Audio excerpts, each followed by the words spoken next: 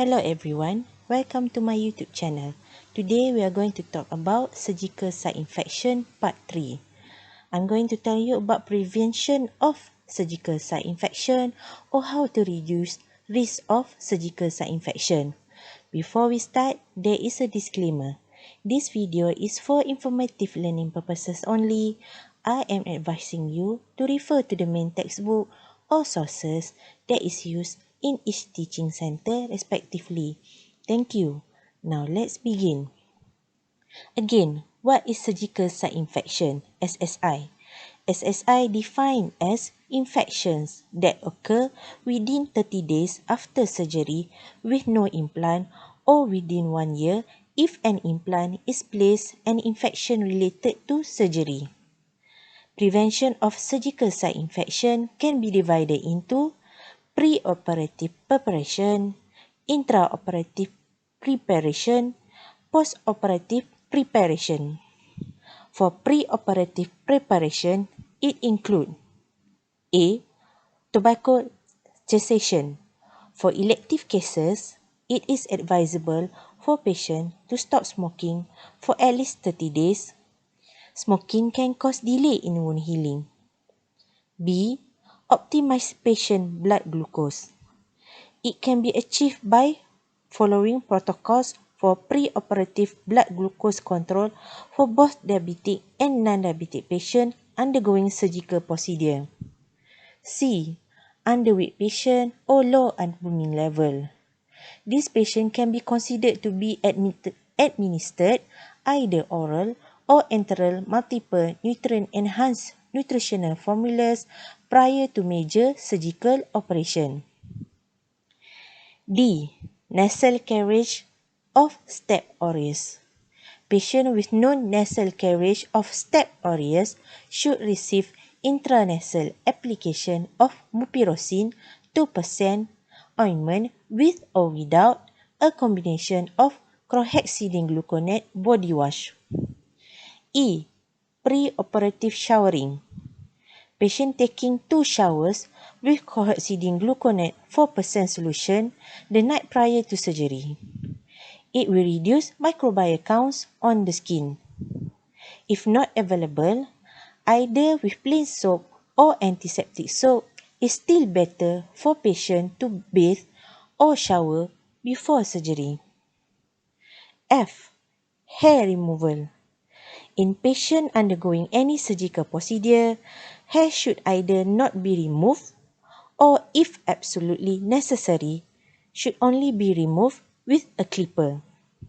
Shaving is strongly discouraged at all times, whether pre-operatively or in the operating room.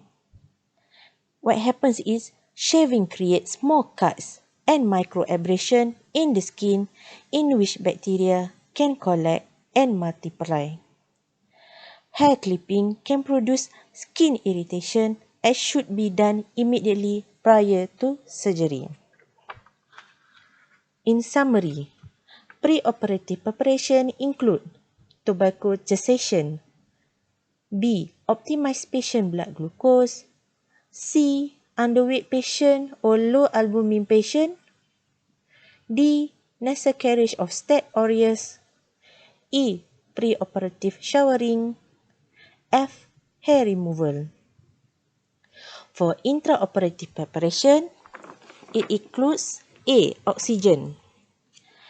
Adult patient undergoing general anesthesia with endotracheal intubation for surgical procedure should receive 80% fraction of inspired oxygen intraoperatively and, if feasible, in the immediate post-operative period for 2 to 6 hours. B. Prevention of intraoperative hypothermia. Warming devices should be used in operating room and during surgical procedures for patient body warming with purpose to reduce surgical site infection. Intraoperative hypothermia can contribute to surgical site infection by producing vasoconstriction that reduce blood flow to the incision site and limits delivery. C. Antimicrobial therapy Short course of antimicrobial therapy administered prior to surgery is to reduce microbial content to a level that it will not overwhelm the host immune response. Antibiotic prophylaxis administered only for class 1 and class 2 wound. Class 1 wound is considered to be clean. Class 2 wound is clean contaminated wound. Optimal antibiotic therapy require use of correct agent for the correct type of operation and based on clinical evidence. Appropriate timing of administration of antibiotic is 30 to 60 minutes prior to incision, so that enough time to reach the bactericidal serum and tissue concentration. 1 to 2 hours for antibiotics with longer period of infusion. Example, vancomycin. Re-administration if surgery is delayed after 1 hour of first antibiotic therapy.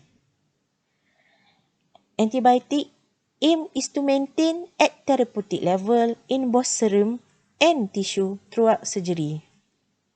Conclusion, pre-operative antibiotic should be administered as close as to the incision time as possible. D. Surgical site skin preparation. US FDA Food and Drug Administration criteria for recommended antiseptic agent include significantly reduce microorganism on the skin, contain antimicrobial agent, provide broad spectrum coverage, fast acting, and has a sustained effect. Other consideration choosing antiseptic agent include patient's allergy or sensitivity to ingredients, surgeon preference, and location of incision. 2% of chlorhexidine gluconate or 70% isopropyl alcohol, significantly lower risk of surgical site infection compared in patient prepped with povidone iodine alone. So we can say that chlorhexidine gluconate or isopropyl alcohol is more superior than the povidone iodine. Chlorhexidine is believed to reduce bacterial colony count 9-fold compared to the other cleaning measures. E. Surgical hand preparation. It should be performed either by scrubbing with a sustainable antimicrobial soap and water or using a suitable alcohol-based hand rub before donning sterile glove. F. Incision care. Assess and document the condition of the surgical site before skin preparation. Careful and proper soft tissue handling helps to reduce injury to the skin incision site. G. Laminar airflow ventilation system in the operative theatre. So summary for intraoperative precaution to reduce surgical site infection. A. Oxygen. B. Prevention of intraoperative hypothermia. C. Antimicrobial therapy. D. Surgical site skin preparation. E. Surgical hand preparation. F. Incision care. G. Laminar airflow ventilation system in the OT. So post-operative preparation include prophylactic negative pressure wound therapy may be used on primary closed surgical incision in high-risk wound. So that's all for today. Until we meet again, thank you and bye.